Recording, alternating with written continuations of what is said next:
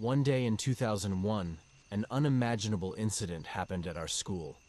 We heard that our favorite teacher had fainted and was lying in front of the school. Immediately, we all rushed to the school. When we arrived at the school, we saw that water was being given to the teacher, and efforts were being made to revive him. As soon as the teacher regained consciousness, we all asked, "Sir, what happened to you? Why were you lying here?" Teacher's wife said that teacher had gone to a village several kilometers away at night to listen to a musical performance. Since then, he had not been found. In the morning, he was found unconscious. When teacher narrated what had happened, we all were terrified. Teacher himself was very scared while telling us about the incident. The musical performance ended around 1 o'clock at night. Teacher couldn't find anyone from his village, so he started to return alone. There were no vehicles on the main road, so he decided to take a shortcut. He walked along the dark path with a flashlight in his hand. After covering more than half the distance, he reached a terrifying forest. It was a well-known, frightening forest. As teacher approached the forest, he heard the sound of someone crying. It seemed like a little girl was crying. Curious, he entered deeper into the forest. With the light from his flashlight, he saw a 7 to 8-year-old girl sitting with her head buried between her knees, crying.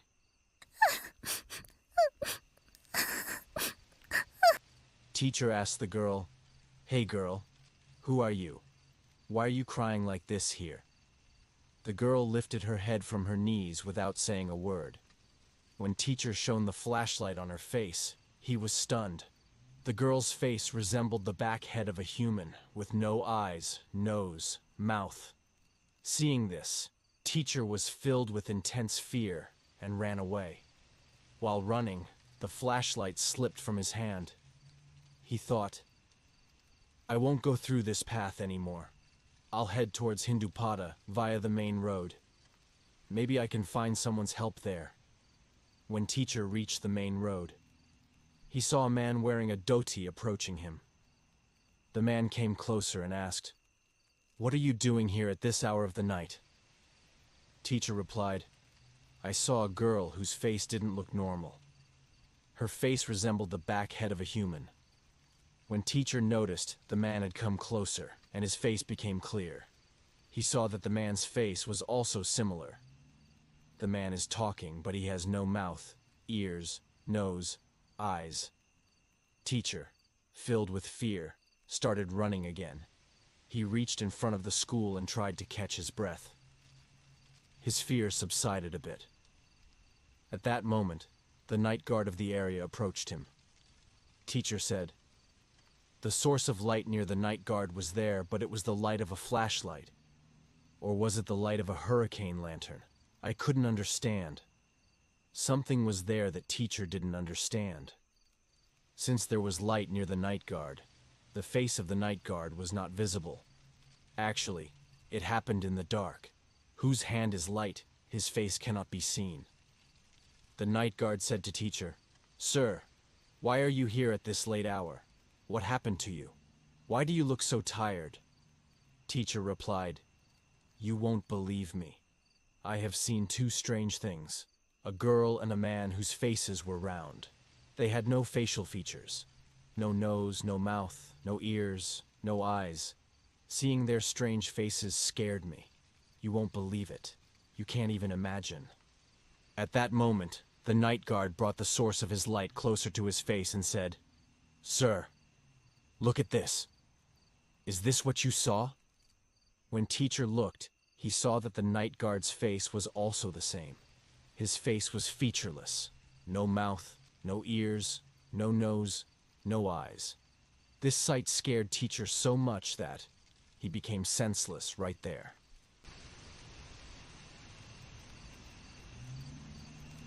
I'm telling you about a mysterious incident that happened with my friend Tanam. In 2012, Tanam went to his village. Their village was about 4 to 5 kilometers away from the Padma River. One day, a friend from his village said to Tanam, "Buddy, let's go for a walk along the Padma River." It was around 10 o'clock at night. Tanim agreed, and they both went to the banks of the Padma River on a motorcycle. When they arrived there, they saw no people around. No one is there at 10 o'clock at night, not even fishermen. However, there were 2 or 3 boats tied up at the dock. After going a little further, Tanim felt that he hadn't locked the motorcycle. So, he said, "Bro, you wait here, I'll go and lock the motorcycle." His friend replied, "All right, you go." As Tanim went to lock the motorcycle, he heard his friend scream. He quickly locked the motorcycle and ran back to his friend. His friend seemed normal. Tanim asked, "Why did you scream?" His friend replied, "No, I didn't scream." Tanim was a bit puzzled and said, "I heard you scream." His friend insisted, "No, I didn't scream." Tanim said, "All right, let's walk. Maybe I misheard something." It was a full moon night, so everything was visible in the moonlight. The two of them started walking along the riverbank. Then they waded through shallow water where only their feet were getting wet. Nearby, a boat was anchored. After walking for a while, Tanim's friend caught a fish from the water and started eating it. Tanim asked, "What are you doing? Why are you eating raw fish?" His friend replied, "Okay, I won't eat anymore." But after a while, he caught another fish and began eating it again. Tanim became more upset and said, "What are you doing? Does anyone eat raw fish like this?" His friend said, "Buddy, I really like raw fish." Tanim became very scared and thought to himself, "What's going on here? How can anyone eat raw fish like this?" After a while, his friend said, "Buddy, I won't stay anymore, I'm leaving." Tanim said, "All right, let's go then." They went towards the motorcycle. Tanim was driving, and his friend was sitting behind.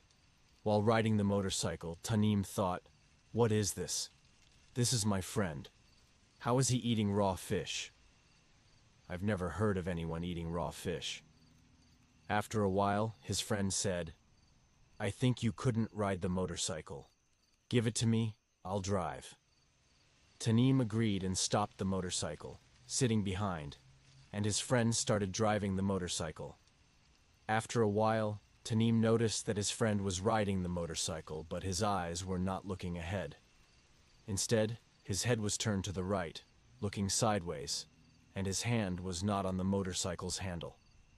He was riding hands-free. Tanim became even more scared. How was this possible? Without thinking further, Tanim thought maybe his friend was capable of such things. They reached his friend's house. His friend stopped the motorcycle and went inside the house, and Tanim also went back to his own house. Tanim told his mother the whole incident. His mother asked, "Why did you go out at night?" The next day, his friend's mother came and asked, "Tanim, where is my son?" Tanim replied, "He went home last night." The aunt said, "No, he didn't come home." Tanim recounted the entire incident, and they all went to the riverbank. A boatman nearby told them that a boy was found unconscious this morning. One fisherman had taken the boy to his home. Upon reaching the fisherman's house, they found out that the boy had recovered. Tanim said, "I left you at home, so what are you doing here?" His friend replied, "How should I know where you left me? I don't remember anything. All I remember is when you went to lock the motorcycle. I was alone there. Then I saw a boy coming up from the river who looked exactly like me. I screamed in fear and became unconscious. When Tanim heard his friend scream and went to him, he couldn't see the real friend anywhere else. So who was that impostor friend? And he was eating the raw fish. Tanim wasn't harmed, and he even rode on the motorcycle with Tanim. This incident remains a frightening mystery in Tanim's mind to this day. This is the second paranormal incident of my life. It was Thursday, in August 2010. It had been drizzling since morning. We rent out the ground floor of our house to bachelors. On the second floor, I live with my father and mother. That day, Due to a government holiday and summer vacation, all the tenants on the ground floor went to their respective homes, and my father and mother went to the village for 2 days for some special work. I was alone in the entire house. There was not a single person in the house besides me. Since my parents were not home, I returned a bit late. I felt very alone and helpless in the entire house. So, I called my best friend Yasin and asked him to stay with me at my house that night. Yasin said that the imam of their mosque had passed away, so he might be late coming after the funeral prayers. While waiting for Yasin, I went to the kitchen to heat up dinner.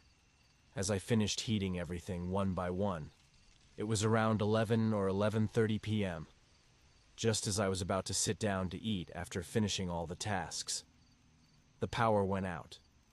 I didn't have any flashlight with me, and my cell phone was in another room. All the windows in the kitchen were open. The room was shrouded in a hazy darkness, from the faint moonlight coming through the window. I couldn't understand anything and stood there like a statue, waiting for my friend Yasin to come and say, "Naeem, open the door." Suddenly, my eyes fell on the corner of the kitchen, which was completely empty before.